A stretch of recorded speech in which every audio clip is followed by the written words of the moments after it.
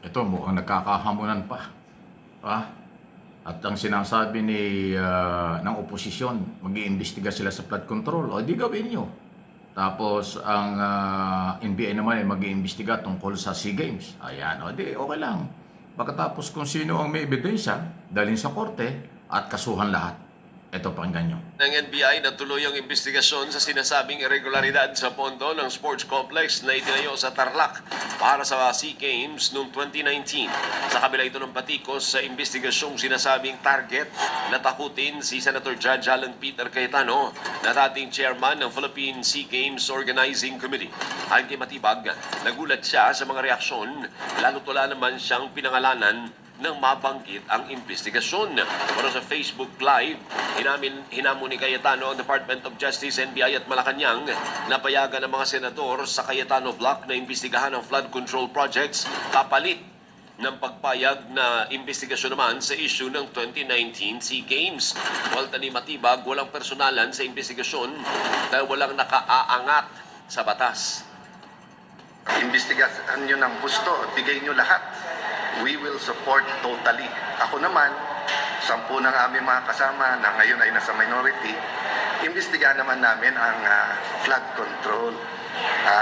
Deal? Katulad niya na palagi nagdadasal ay ipinagdadasal ko rin siya. At wala naman tayong balak na siya ay personalin o naman. Ang sa akin lang, ang NBI po, we are just doing our mandate. And as always, ang message natin, no one is above the law. Ayan o. Yung mga magkasunod na mga pahayag noong dalawa. Direktor Matibag pinanindigan tuloy ang investigasyon, sumusunod lang sila sa batas at walang personalan ito sa pag-iimbestiga diyan sa kanyang na-discover na di umani anomalya sa SEA Games noong 2019. Pero ganito palang story niyan. Meron po kasing itatayo na NBI Academy at ang kanilang plano diyan gawin sa Tarlac. Okay? NBI Academy. Di ba ang ganda nun? Eh nung nagme-meeting na sila doon, si Director Matibag at iba pang mga opisyal ng NBI, na-discover nila at may nagsabi sa kanila na meron daw something, meron daw ganong problema doon sa SEA Games. Merong ganong kalaking problema. Walang bidding, walang mali-mali yung mga pagkain, di ba ang daming controversial noon, yung palayok na 50 million at kung ano-ano pa. So dahil doon, dahil sila ho ay NBI na mayroong karapatan kahit walang complainant, pwedeng mag-imbestiga, pero kung may complainant, mas maganda. Ipinaiira lang batas, gusto nilang imbestigahan. Kasi ito pong SEA Games controversy, inimbestigahan ito nung Duterte administration, hindi natapos. Alam mo na kung bakit? Alam mo naman, galit si Digong, laging galit yan eh. Ang Blue Ribbon Committee nag-imbestiga dyan, hindi rin natapos. Dahil hindi ho nakipag-coordinate ang mga kinaukulan. So, walang resolution doon sa unang investigasyon. Eh ngayon, talagang hindi maitatago ang katotohanan. Hindi naman sinasadya ng NBI na yun ang topic nila sa pagpunta sa Tarlac. Na-discover mayroong ganong problema doon sa Tarlac complex na yan. Clark Sports Complex na yan sa Tarlac. Ayun, mag-iimbestiga. Pero ngayon, dahil si Cayetano hindi naman tinutukoy, biglang nag-react doon sa impeachment at kung ano mga sinabi, parang may warning pa dito sa direktor, hindi naman natatakot si Direktor Matibag. At ngayon may bagong pakulo na naman si Alan. Parang ang ginagawa niya showbiz. Deal daw ba? Ipaubaya sa oposisyon ang investigasyon sa flood control, tapos tuloyin daw ang investigasyon sa SEA Games. Ayan ito. Sa umpisa pa lang politika na, paano magliliwanag, kakaliwanag ganyan?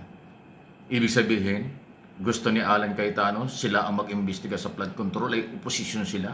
Merong specific committee sa Senado, ang Blue Ribbon Committee ni Erwin Tulfo, ang siya kung mag-iimbestiga dahil siya yung chairman. Wala naman chairman na committee na nag-iimbestiga ang hawak ng minority. So itong ginagawa ni Alan, another issue na naman ito, na gusto niyang makipag-deal, pero pang sarili ang galaw. Bakit pang sarili? Hindi naman pwede na oposisyon lang ang mag-iimbestiga sa flood control. Dapat yan buong Senado.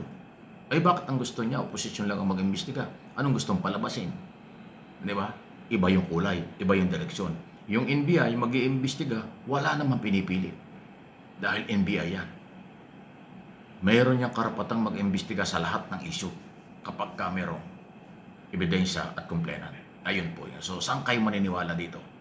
Kay Director Matibag na wala silang pamumulitika, trabaho lang nila, no one is above the law, pera lang ang batas, at ito naman si Cayetano, na ang galaw, alam mo naman parang politika, isipin mo, okay daw imbestiga ng SEA Games, pero ibigay sa kanila na oposisyon mag-imbestiga sa flood control. Di ba kalokohan yan?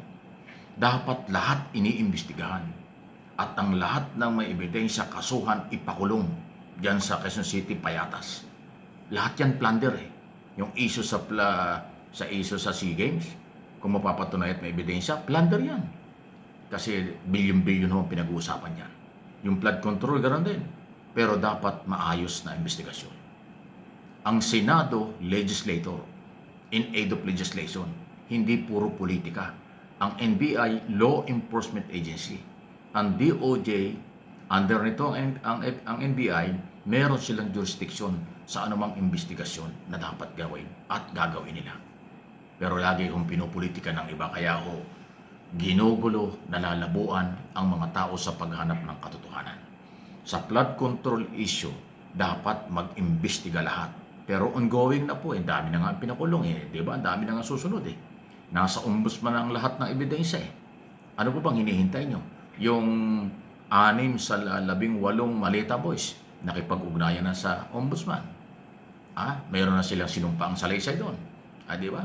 Nalit lang pirmahan ng abogado o ng mga kakomplena dahil yung abogado matagal bago ng desisyon. Di ba? So tuloy-tuloy. Marami nang nakulong, maraming under investigation, marami pang ipakukulong sa issue ng flood control. Ano pang hinahanap nyo? O ngayon, nasilip yung 10 billion project sa SEA Games, biglang magdidemand ang oposisyon, sa kanila ibigay ang investigasyon. Sino naman kayo? At anong klase naman ang magiging resulta niya? Di para din lang press conference yan. Walang kapangyarihan ang oposisyong magsagawa ng investigasyon dahil hindi nila hawak ang mga komite sa Senado. Puro press conference lang. Nakulong na nga yung mahilig sa press conference, di ba? Si Mike Defenso. Si Baligod, mayroon na rin warrant of arrest sa cyber libel, sa Makati RTC. Sa kasong isinampa naman at Secretary Laurel ng Department of Agriculture. Di ba? Sunod-sunod na yan Yan po yung nangyayari. Tama yung sinabi ng NBI at dati lagi kong sinasabi. Rule of law. At huwag umiwas dyan. Managot ang dapat managot. Suportado ng channel na ito, ng inyong lingkod, at sana lahat tayo mga Pilipino sa malalimang investigasyon, sa tamang investigasyon, at kung may ebidensya, panagutin, kasuhan, ipakulong kahit sino. Nasa gobyerno o nasa oposisyon man. Dahil lahat ng pinag-uusapan sa korupsyon, pera ng mamamayan po ang nawala, inabuso dahil sa korupsyon sa gobyerno.